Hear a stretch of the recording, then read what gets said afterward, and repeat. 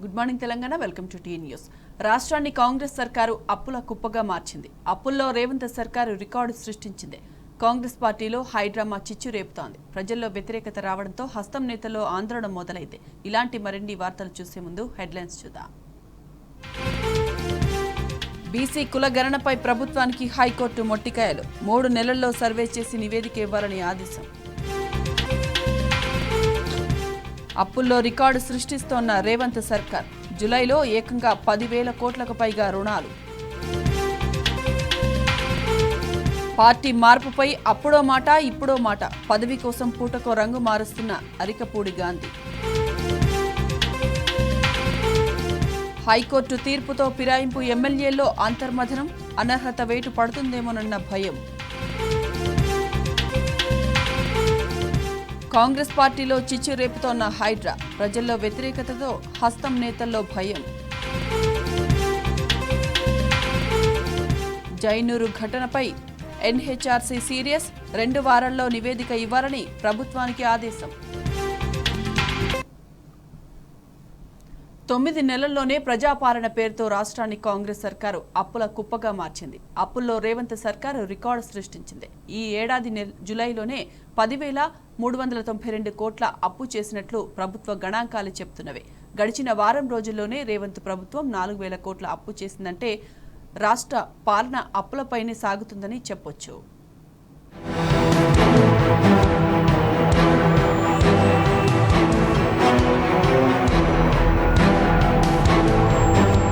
తెలంగాణ చరిత్రలోనే రేవంత్ రెడ్డి ప్రభుత్వం అరుదైన రికార్డును సృష్టించింది. ఈ ఏడాది జూలైలో ఏకంగా 10,892 కోట్ల రూపాయల అప్పు చేసింది. తద్వారా గత 10 ఏళ్లలో ఎన్నడూ లేని విధంగా ఒకే నెలలో 10,000 కోట్ల రూపాయలకు పైగా అప్పుతో చరిత్ర సృష్టించింది. ఈ విషయాన్ని స్వయంగా రాష్ట్ర ప్రభుత్వమే కంప్ట్రోలర్ అండ్ ఆడిటర్ జనరల్ కాక్కు నివేదించింది. రాష్ట్రాన్ని అప్పుల కుప్పగా మార్చిందంటూ గత బీఆర్ఎస్ ప్రభుత్వంపై తప్పుడు ప్రచారం చేస్తూనే రేవంత్ సర్కార్ అంతకు మించి అనే స్థాయిలో ఎడాపెడా అప్పులు చేస్తుందనడానికి ఇదే ప్రత్యక్ష నిదర్శనం. రాష్ట్ర ప్రభుత్వం వెల్లడించిన నివేదిక ప్రకారం ఈ ఏడాది జూలైలో వచ్చిన ఆదాయం కంటే రేవంత్ సర్కారు తెచ్చిన అప్పే ఎక్కువ. జూలైలో పన్నుల రూపేణా దాదాపు 9,966 కోట్ల రూపాయలు, నాన్ ట్యాక్స్ రెవెన్యూ కింద 257 కోట్ల రూపాయలు, లోన్లు అడ్వాన్స్ల రికవరీ రూపంలో 3.62 కోట్లు కలిపి రాష్ట్రానికి మొత్తంగా 10,226.46 కోట్ల రూపాయల ఆదాయం వచ్చినట్టు గణాంకాలు స్పష్టం చేస్తున్నాయి. కానీ ఇదే నెలలో ప్రభుత్వం తెచ్చిన అప్పు 10,892.71 కోట్లు. ఈ లెక్కన రాష్ట్రానికి వచ్చిన ఆదాయం కంటే అప్పే 141.18 కోట్ల రూపాయలు ఎక్కువ. ఈ ఆర్థిక సంవత్సరంలోని తొలి 4 నెలల్ని పరిశీలిస్తే జూలైలో రాబడి గణనీయంగా తగ్గినట్టు స్పష్టమవుతున్నది. ఏప్రిల్లో 11,821 కోట్లు, మే నెలలో 11,332 కోట్లుగా ఉన్న రాష్ట్ర ప్రభుత్వ ఆదాయం జూన్లో 12,465 కోట్ల రూపాయలకు పెరిగినట్టు గణాంకాలు చెబుతున్నాయి. దీనితో పోలిస్తే జూలైలో ప్రభుత్వ రాబడి 2,239 కోట్ల రూపాయలు. నిరుడు ఇదే సమయంలో వచ్చిన రాబడి కంటే 1,091 కోట్ల రూపాయలు తగ్గింది.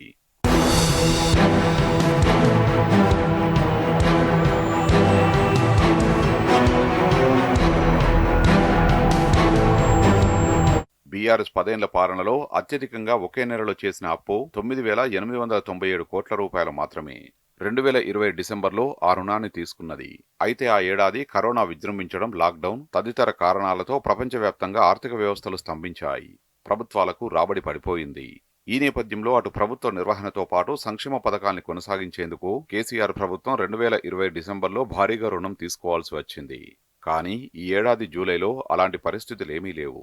అయినా ప్రజాపాలన పేరుతో రేవంత్ రెడ్డి సర్కార్ ఒకే నెలలో 10,000 కోట్ల రూపాయలకు పైగా అప్పు చేసింది. అయినా ఆ అప్పుతో కొత్త పథకాన్నో ప్రాజెక్టునో చేపట్టిన దాఖలాలేమీ లేకపోవడం గమనార్హం.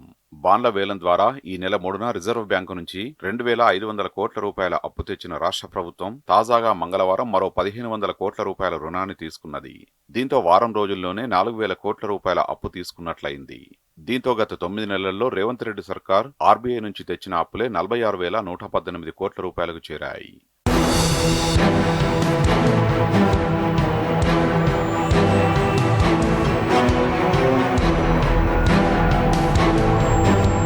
ప్రస్తుత ఆర్థిక సంవత్సరంలో మొత్తం 69,012 కోట్ల రూపాయలు అప్పులు తీసుకుంటామని రాష్ట్ర ప్రభుత్వం ప్రకటించింది.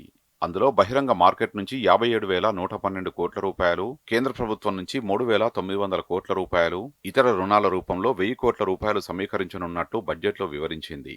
కానీ ఇప్పటివరకు బాండ్ల వేలం ద్వారా బహిరంగ మార్కెట్ నుంచి 31,000 కోట్ల రూపాయల రుణాలు సేకరించింది.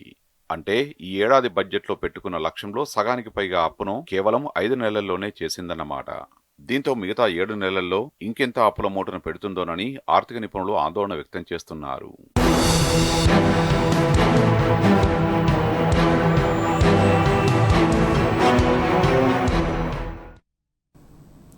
ఎమ్మెల్యే అరికపూడి గాంధీ వ్యవహార శైలిని ప్రజలు చీత్కరిస్తున్నారు. దేశానికి స్వాతంత్ర్యం తెచ్చిన మహానుభావుడి పేరు పెట్టుకున్న ఈ పెద్ద మనిషి ఒక పదవి కోసం నిస్సిగ్గుగా అబద్దాలాడారు. కాంగ్రెస్లో చేరానని కొన్ని రోజుల క్రితం అరికపూడి స్వయంగా ప్రకటించుకున్నారు. ఇప్పుడేమో గాంధీ పార్టీగా చెప్పుకునే కాంగ్రెస్లో చేరనే లేదని ప్లేట్ ఫిరాయించారు. ఒకే వ్యక్తి 2 నాలుకలతో మాట్లాడడం, పదవి కోసం ఇంతగా దిగజారడాన్ని ఆయన సొంత నియోజకవర్గ ప్రజలే అసహ్యించుకుంటున్నారు.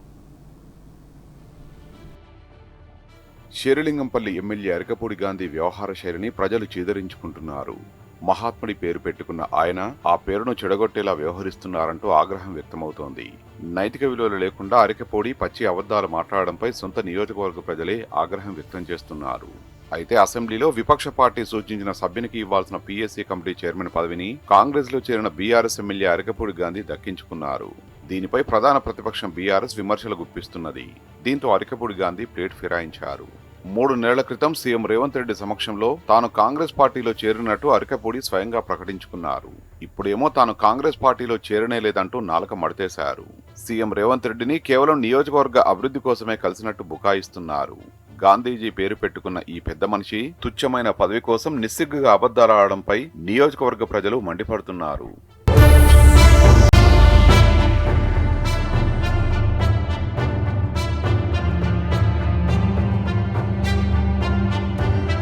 జూలై 13న ఎమ్మెల్యే అరికపూడి గాంధీ సీఎం రేవంత్ రెడ్డి సమక్షంలో కాంగ్రెస్ లో చేరారు. ఈ విషయాన్ని ఆయనే స్వయంగా వెల్లడించారు. ఈ మేరకు తన ఎక్స్ ఖాతాలో సీఎం రేవంత్ రెడ్డితో కలిసి దిగిన ఫోటోలను పంచుకున్నారు. ఈ రోజు ఉదయం ముఖ్యమంత్రి రేవంత్ రెడ్డి నివాసంలో సీనియర్ నాయకుడు మొవ్వ సత్యనారాయణ, కార్పొరేటర్లు రాగం నాగేందర్ యాదవ్, ఉప్పలపాటి శ్రీకాంత్, మంజుల రఘునాథ్ రెడ్డి, నియోజకవర్గ సీనియర్ నాయకులు, ముఖ్య అనుచరులు, అభిమానులతో కలిసి కాంగ్రెస్ లో చేరానంటూ ట్వీట్ చేశారు. దీన్ని రేవంత్ రెడ్డికి, రాహుల్ గాంధీకి, ఐఎస్సీ తెలంగాణ, ఇండియాకు ట్యాగ్ చేశారు. నాడు ఇంత ఆర్భాటంగా కాంగ్రెస్ లో చేరినట్టు ప్రకటించుకొని ఇప్పుడేమో తాను కాంగ్రెస్ పార్టీలో చేరనే లేదంటూ ప్లేట్ ఫిరాయించడంపై నియోజకవర్గ ప్రజలు ముక్కున వేలేసుకుంటున్నారు.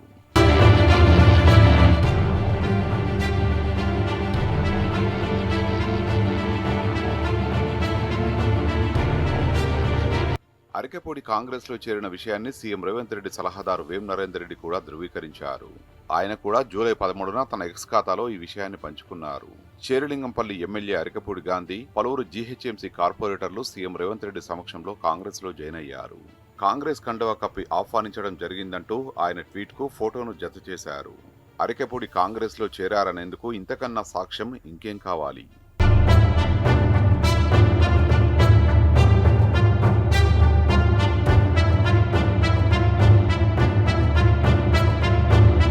అరికపూడిని కాంగ్రెస్ లోకి ఆహ్వానిస్తూ సీఎం రేవంత్ రెడ్డి కాంగ్రెస్ కండువా కప్పారు. కానీ తన మెడలో కప్పింది కాంగ్రెస్ కండువా కాదని, అది ఆలయాల్లో కప్పే కండువా అని గాంధీ చెప్పుకొచ్చారు. పైగా తనకు దేవాలయ కండువా కప్పిన రేవంత్ రెడ్డి పార్టీలో చేరిన మిగిలిన వారికి మాత్రం కాంగ్రెస్ కండువా కప్పారని కూడా గాంధీ తెలిపారు. కానీ ఫోటోలు, వీడియోల్లో మాత్రం ఆయన చెప్పిన దానికి పూర్తి భిన్నంగా ఉంది. రేవంత్ రెడ్డి మెడలో దేవాలయాల్లోని కండువా ఉంటే అరికపూడి గాంధీతో పాటు ఆ పార్టీలో చేరిన వారందరి మెడలో కాంగ్రెస్ కండువా క్లియర్ గా కనిపించడం గమనార్హం. కానీ అరికపూడి మాత్రం 3 రంగుల తువ్వాల ఏదో, గుడి కండువా ఏదో ఎవరికీ తెలియదన్నట్టు అందరినీ పిచ్చోలను చేసే ప్రయత్నం చేయడంపై ప్రజలు మండిపడుతున్నారు. ఒక పదవి కోసం ఇంతగా పాకులాడటాన్ని అసహ్యించుకుంటున్నారు. కాంగ్రెస్ పార్టీలో హైడ్రా చిచ్చు రేపుతుందా? రానున్న కార్పొరేషన్ ఎన్నికల్లో కాంగ్రెస్ పార్టీకి నష్టం చేస్తుందా? హైడ్రాతో హస్తం పార్టీకి జరుగుతున్న నష్టాన్ని నేతలు హైకమాండ్కు ఫిర్యాదు చేస్తారా? హైడ్రా పేదల పట్ల ఒక రకంగా, పెద్దల పట్ల మరో రకంగా వ్యవహరించడం అధికార పార్టీకి చేటుతేనుందా? అవునని అంటున్నాయి గాంధీ భవన్ వర్గాలు. సీఎం రేవంత్ రెడ్డి హైడ్రాను తన పర్సనల్ ఎజెండా కోసం వాడుకుంటున్నాడన్న విమర్శలు సొంత పార్టీలోనే వినిపిస్తున్నాయి.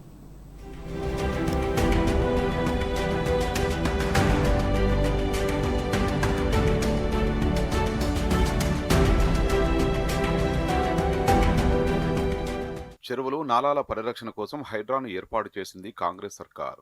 గ్రేటర్ హైదరాబాద్ పరిధిలోని చెరువులు నాలాలను కబ్జా చేసి చేపట్టిన నిర్మాణాలను కూల్చివేస్తుంది. హైడ్రా పరిధిలో 2,500కు పైగా చెరువులు ఉన్నాయి. ఇంతవరకు బాగానే ఉన్నా ఇక్కడే అసలు కథ మొదలైంది. చెరువులు నాలాల పరిరక్షణ కోసమే హైడ్రా ఏర్పాటు చేసినట్లు చెప్తున్నా రాజకీయ కక్ష సాధింపు కోసం హైడ్రాను సీఎం రేవంత్ రెడ్డి వాడుకుంటున్నారన్న విమర్శలున్నాయి. మంత్రులకు, పార్టీ ముఖ్య నేతలకు సమాచారం ఇవ్వకుండానే సీఎం రేవంత్ హైడ్రాను ఉసిగొల్పుతున్నాడన్న ఆరోపణలు సొంత పార్టీ నేతల్లోనే వినిపిస్తున్నాయి. ఈ మధ్య హైప్ క్రియేట్ చేసుకున్నటువంటి హైడ్రామా ఆడుతున్నటువంటి హైడ్రా పేరుతోని పేదలపై బుల్డోజర్ రాజకీయాలు చేస్తున్నటువంటి ఈ ప్రభుత్వం మళ్ళీ నిన్న హైడ్రా పేరుతోని మాదాపూర్ ఏరియాలో సుందంశేరు చుట్టుపక్కల పేదోళ్ళ ఇళ్ల మీద పడి ఆయనకి ఎప్పుడు టైం దొరకనట్టు ఆదివారం చూసుకొని మరి దొంగోళ్ళ లెక్క, బ్లాక్మెయిలర్ లెక్క పేదల ఇళ్ల మీద పడి దౌర్జన్యం చేసేటువంటి పరిస్థితి నేను గమనించినాం. మళ్ళీ పొద్దుగాల బాగా అడావుడు చేసి ఆగమాగం చేసి అక్కడ మళ్ళీ ప్రజల వ్యతిరేకతను చూసి మళ్ళీ ఏమంటే సాయంత్రానికే హై డ్రాప్ అయిపోయింది. హైడ్రా కాస్త హై డ్రాప్ ఎందుకైందో మళ్ళీ సాయంత్రం వచ్చిన నోటు పంపించి ఆల్రెడీ ఉన్న వాటిని గులగొట్టమంటాడు. మరి ఇప్పటివరకు చేసింది ఏంది? మీరు ఇన్ని రోజులు చేస్తుంది ఏంది? అసలు హైడ్రా పేరుతోని మీరు ప్రభుత్వంగా ఒక నిర్ణయాన్ని ప్రకటించే ముందు ప్రజలకి దానికి ఉన్నటువంటి విధి విధానాలు ఏందనేది ఇప్పటివరకు ఎన్నడూ చెప్పలే. సీఎం రేవంత్ రెడ్డి ప్రజల్లో క్రేజ్ సంపాదించడం కోసం హీరో నాగార్జునకు చెందిన ఇన్కన్వెన్షన్ ను కూల్చివేసి గత బీఆర్ఎస్ ప్రభుత్వం చేయని పని తాను చేశానని చెప్పుకునే ప్రయత్నం చేశాడు. ఆ తర్వాత హైడ్రా పనితీరు సర్కారుకు చేటు తెచ్చి పెట్టిందన్న విమర్శలున్నాయి. ప్రతిపక్ష నేతల్ని టార్గెట్ చేయడం కోసమే హైడ్రాను ఏర్పాటు చేశారన్న ఆరోపణలు ఉండగా మహారాష్ట్ర ఎన్నికల ఖర్చు కోసం సీఎం రేవంత్ హైడ్రాను ఉపయోగించుకుంటున్నారని విపక్షాలు ఆరోపిస్తున్నాయి. అయితే చెరువుల ఎఫ్టీఎల్ పరిధికి ఫైనల్ నోటిఫికేషన్ రాకుండానే ఎలా కూలుస్తారని, పేదలకు పునరావాసం కల్పించిన తర్వాతే కూల్చివేతలు చేయాలని విపక్షాలు డిమాండ్ చేస్తున్నాయి.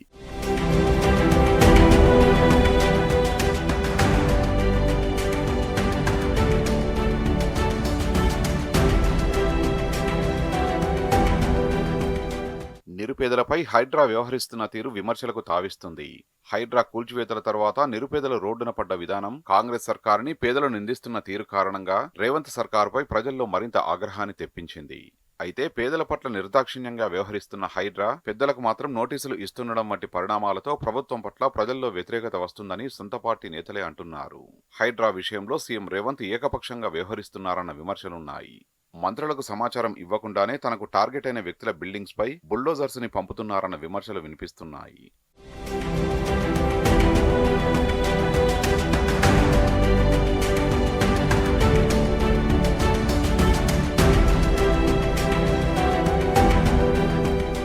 ఉత్తర తెలంగాణకు సంబంధించిన ఒక ఎమ్మెల్యేకు చెందిన 3 ఎకరాల పట్టా ల్యాండ్లో ఏర్పాటు చేసిన షెడ్ను ఎలాంటి నోటీసు ఇవ్వకుండా కూల్చివేతకు అధికారులు మార్కింగ్ ఇవ్వడంతో విషయం తెలుసుకున్న ఎమ్మెల్యే వారి జిల్లా ఇన్ఛార్జి మంత్రికి ఫిర్యాదు చేశాడట. సదరు మంత్రి జిల్లా కలెక్టర్కి అది పట్టాభూమి, అందులో కూల్చివేతలు చేయొద్దని చెప్పినా ఆ అధికారి మంత్రి మాటను లైట్ తీసుకున్నాడట. కూల్చివేతలకు రంగం సిద్ధం చేసుకోవడంతో విషయం తెలుసుకున్న ఎమ్మెల్యే గ్రేటర్ పరిధిలో ఇన్ఛార్జిగా మరో జిల్లా మంత్రికి చెప్పుకోగా ఆ మంత్రి సీరియస్ కావడంతో వెనక్కి తగ్గారట. ఇదే విషయాన్ని సీఎం దృష్టికి తీసుకెళ్లి రాష్ట్రంలో హైడ్రా ఏమి చేస్తుందని నేతలు ప్రశ్నించినట్లు తెలిసింది.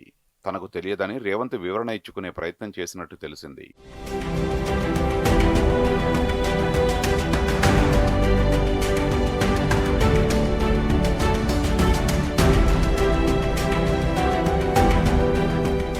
హైడ్రాతో కాంగ్రెస్ల అతి కూడా కాంగ్రెస్ సర్కార్కి చేటు తెస్తుందని అంటున్నారు కాంగ్రెస్ నేతలు. ఇదే కొనసాగితే రానున్న మున్సిపల్, కార్పొరేషన్ ఎన్నికల్లో కాంగ్రెస్ పార్టీపై ప్రభావం పడే ఛాన్స్ ఉందంటున్నారు. ఇదే అంశాన్ని హైకమాండ్కి నేతలు ఫిర్యాదు చేసినట్లు తెలుస్తోంది. భవిష్యత్తులోనైనా హైడ్రా పారదర్శకంగా వ్యవహరిస్తుందా లేక వ్యక్తుల టార్గెట్ గానే ముందుకు వెళ్తుందా? హైడ్రా తీరు పార్టీకి నష్టం చేసేలా ఉంటే హైకమాండ్ అనుమతి ఇస్తుందా లేదా చూడాలి.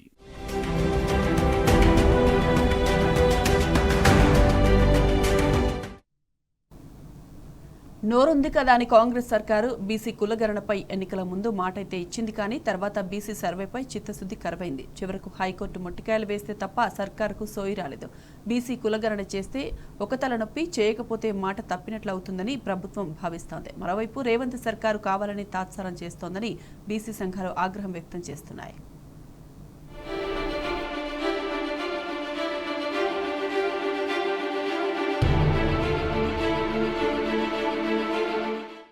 ఎన్నికల ముందటి కామారెడ్డి డిక్లరేషన్ ఆవలపడ్డది.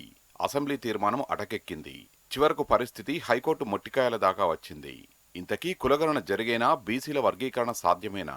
స్థానిక సంస్థల ఎన్నికల్లో వెనుకబడిన వర్గాలకు 42% రిజర్వేషన్లు దక్కేనా అంటే అంతా తూచ్ అనే సమాధానమే వస్తోంది. ప్రభుత్వానికి చిత్తశుద్ధి ఉంటే బీసీకరణ పెద్ద పనే కాదన్నది బీసీ సంఘాల వాదన. తెలంగాణ ఏర్పడిన కొత్తలో తొలి ముఖ్యమంత్రి కేసీఆర్ కేవలం ఒక్కటంటే ఒక్క రోజులో సమగ్ర కుటుంబ సర్వేను నిర్వహించి చూపిన సంగతిని వాళ్ళు గుర్తు చేసుకున్నారు. అయితే కులగణన చేస్తే ఒక నెత్తినొప్పి, చేయకపోతే మాట తప్పినట్లు తయారైంది సర్కారు పరిస్థితి. మరోవైపు బీసీల గణన కోసం ప్రత్యేకంగా క్యాస్ట్ సర్వే కమిషన్ను ఏర్పాటు చేసే యోచనలో ప్రభుత్వం ఉన్నట్లు సమాచారం. కమిషన్ చైర్మన్ గా ఒక నిపుణుణ్ణి పెట్టి తతంగం పూర్తి చేయాలనేది ముఖ్యమంత్రి వ్యూహం.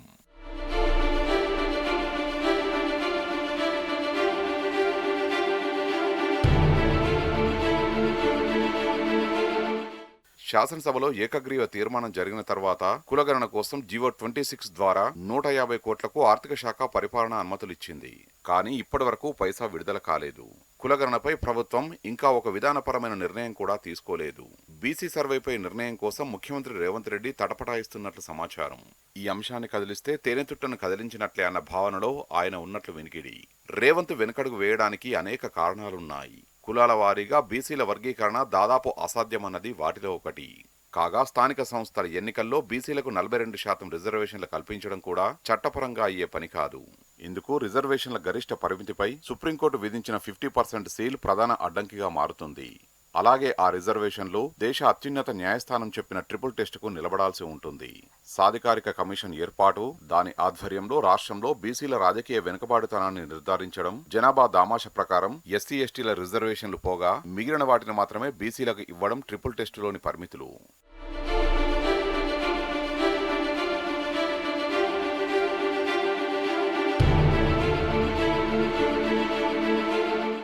బీసీ కొత్త కమిషన్ కొలువుదీరి అంతా 2 రోజులు కాలేదు. వాళ్లకు ఇంకా కమిషన్ వ్యవహారాల సమాచారమే లేదు. ఈలోపే 3 నెలల డెడ్లైన్తో వెలువడిన హైకోర్టు తీర్పు వాళ్లను పరుగులు పెట్టిస్తోంది. ఆగ మేఘాల మీద బీసీల సర్వే చేపట్టాల్సిన పరిస్థితులు ఉత్పన్నమయ్యాయి. దీంతో కులగణన చేయడంపై బీసీ కొత్త కమిషన్ చైర్మన్ సభ్యులు అవగాహన తెచ్చుకునేదెప్పుడు, రెవెన్యూ, పంచాయతీరాజ్, పురపాలక శాఖలతో వాళ్లు సమన్వయం చేసేదెప్పుడు, రాష్ట్రంలోని అన్ని గ్రామాల్లో కులాల వారీగా జనాభా లెక్కలను సేకరించేది ఎప్పుడు? ఇవన్నీ కేవలం 3 నెలల్లో సాధ్యమా అన్న సందేహాలు వ్యక్తమవుతున్నాయి. బీసీల కులగణన మొదలు, కులాల వారీగా వాళ్ల వర్గీకరణ, 42% రిజర్వేషన్ల అమలు కసరత్తు తదితర అంశాలు కత్తిమీద సాములాంటివి. ఏ చిన్న తేడా జరిగినా లీగల్ తలనొప్పులు, ఆచరణలో దుష్ఫలితాలు తప్పవనేది నిపుణుల అభిప్రాయం. స్థానిక ఎన్నికల్లో బీసీలకు 42% రిజర్వేషన్లు ఇస్తేగిస్తే కాంగ్రెస్ పార్టీ తరఫున ఇచ్చుకోవాలే గాని ప్రభుత్వ పరంగా కష్టం అన్నది వాళ్ల ఒపీనియన్.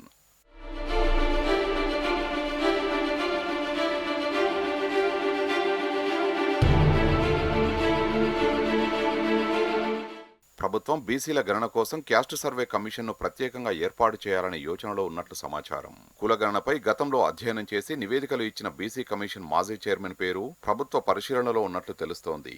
కాగా అన్ని శాఖల కమిషనర్లను క్యాస్ట్ సర్వే కమిషనర్కు అటాచ్ చేయడం ద్వారా బీసీల గణన పూర్తి చేయాలనే వ్యూహంలో ప్రభుత్వం ఉన్నట్లు వినికిడి. మరోవైపు ఇది కేవలం కాలయాపనలో భాగమే అన్నది బీసీ సంఘాల అభియోగం. కాంగ్రెస్ కు గాని, సీఎం కు గాని, ప్రభుత్వానికి గాని బీసీ సమస్యల పట్ల చిత్తశుద్ధి లేదనేది వాళ్ల ఆరోపణ. ప్రభుత్వం తలుచుకుంటే కులగణన కేవలం 15 రోజుల్లో పూర్తి చేయొచ్చని వాళ్ళు అంటున్నారు. గతంలో కేసీఆర్ ఒకే ఒక్క రోజులో సమగ్ర కుటుంబ సర్వే చేసి చూపించాడని గుర్తు చేసుకున్నారు.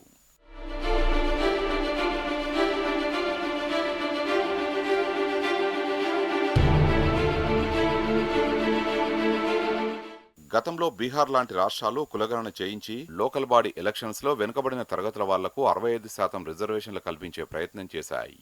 కానీ అవి కోర్టుల ముందు నిలబడలేదు. కర్ణాటకలో కూడా కాంగ్రెస్ ప్రభుత్వం బీసీ కులగణన చేయించినా ఆ నివేదికపై ఇంకా ఒక నిర్ణయం తీసుకోలేదు. అందుకే రాష్ట్ర ప్రభుత్వం ఆ దిశలో ముందడుగు వేయడానికి జంకుతోందనేది ప్రభుత్వ వర్గాల నుంచి అందుతున్న సమాచారం.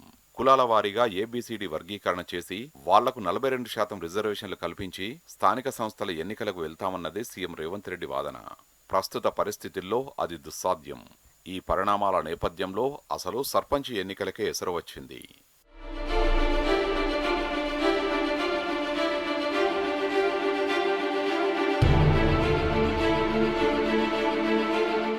పంచాయతీ పాలక మండల గడువు ముగిసి ఇప్పటికే 6 నెలలు గడిచిపోయింది. వీటన్నింటికీ ఎన్నికలు నిర్వహించాలంటే రేవంత్ మాట తప్పాలి. అలా జరిగితే పరువు, బీసీల్లో విశ్వాసం రెండూ పోతాయి. అయితే ఇప్పటికే అన్ని గ్రామ పంచాయతీలకు 15వ ఆర్థిక సంఘం నిధులు ఆగిపోయాయి. స్థానిక ఎన్నికల కోసం ఇంకా జాప్యం చేస్తే కుదరదు. ప్రత్యేక పాలనాధికారుల హయాంలో పంచాయతీలు గాడి తప్పాయి. ప్రభుత్వ పోకడ చూస్తే వచ్చే జనవరి వరకు ఎన్నికలు హులక్కే అన్న చందంగా ఉంది. ఈలోపు రాష్ట్ర వ్యాప్తంగా పురపాలక సంఘాల పాలక మండల గడువు కూడా ముగుస్తుంది. అన్నీ కలిపి ప్రభుత్వానికి తలనొప్పేనన్నది రాజకీయ విశ్లేషకుల అభిప్రాయం.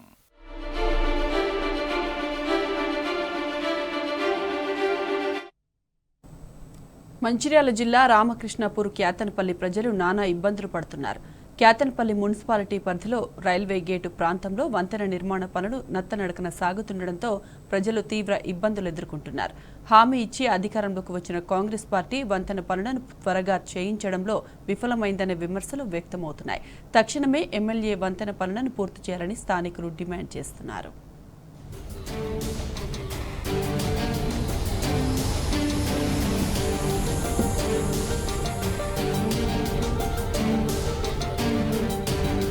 మంచిర్యాల జిల్లా రామకృష్ణాపూర్ క్యాతన్పల్లి రైల్వే గేటు కష్టాలు వర్ణనాతీతం. సుమారు 3 నుంచి 4 రైళ్లు రాకపోకలు సాగిస్తుండటంతో ప్రయాణికులు గంటల పాటు నిరీక్షించాల్సి వస్తుంది. కొన్నిసార్లు గేట్ లాక్ అవడం, సిగ్నల్ రాకపోవడంతో రైళ్లు గేటు మధ్యలోనే నిలిచిపోతున్నాయి. దీంతో ప్రయాణికులు చేసేదేమీ లేక ప్రమాదమని తెలిసినా రైలు కింది నుంచి దాటుతున్నారు. గమ్యస్థానాలకు చేరుకోవాలని కొన్నిసార్లు రైలు వస్తుండగానే వాహనాలతో గేటు దాటుతున్నారు. రైలు దగ్గరికి వచ్చేది గమనించకుండా వాహనాలను దాటిస్తుండటంతో ప్రమాదాల బారిన పడుతున్నారు. గతేడాదిలో పట్టణానికి చెందిన 2 యువకులు రైలు ట్రాక్ దాటించే క్రమంలో అతివేగంగా రైలు ఢీకొనడంతో అక్కడికక్కడే మృతి చెందారు. గతంలో పాముకాటుకు గురైన ఓ వ్యక్తిని మంచిర్యాల ఆసుపత్రికి తరలించే క్రమంలో గేటు పడడంతో వైద్యం అందక మృత్యువాత పడ్డాడు. నిత్యం ఒక 10,000 నుంచి 20,000 మంది మంచిర్యాలకి ఒక గేట్ ద్వారా వెళ్తారు. ప్రతిసారి కూడా ఈ గేట్ ద్వారా అంబులెన్స్ కానీ పాముకాటు కానీ గురైన వాళ్ళు చాలా మంది ఇబ్బంది పడ్డారు. అల్కస్మరణ గారు 90% ఈ యొక్క ఆర్ఓపిజి పనులు పూర్తి చేశారు. తర్వాత ఎలక్షన్ వల్ల ఈ యొక్క పనులు ఆగిపోవడం జరిగింది.